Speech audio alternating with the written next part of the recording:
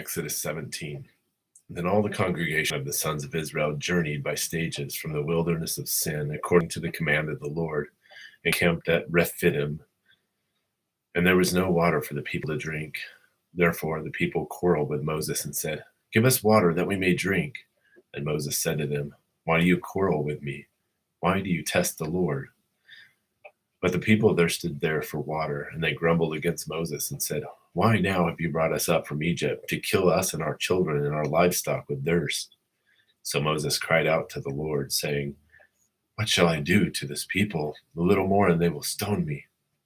Then the Lord said to Moses, "Pass before the people and take with you some of the elders of Israel, and take in your hand your staff with which you struck the Nile, and go. Behold, I will stand before you there on the rock at Horeb.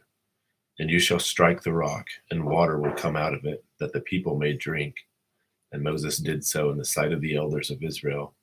And he named the place Massah and Meribah because of the quarrel of the sons of Israel, and because they tested the Lord, saying, "Is the Lord among us or not?" Then Amalek came and fought against Israel at Rephidim.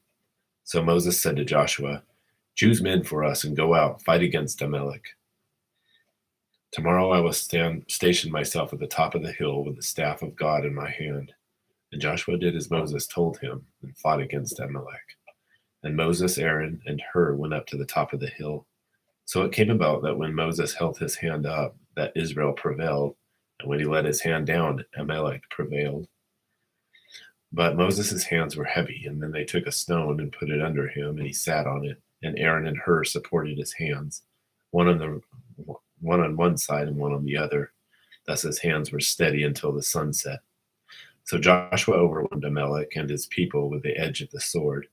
Then the Lord said to Moses, "Write this in the book as a memorial, and recite it to Joshua, that I will utterly blot out the memory of Amalek from under heaven."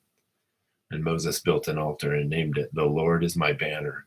And he said, "The Lord has sworn, the Lord will have war against Amalek from generation to generation."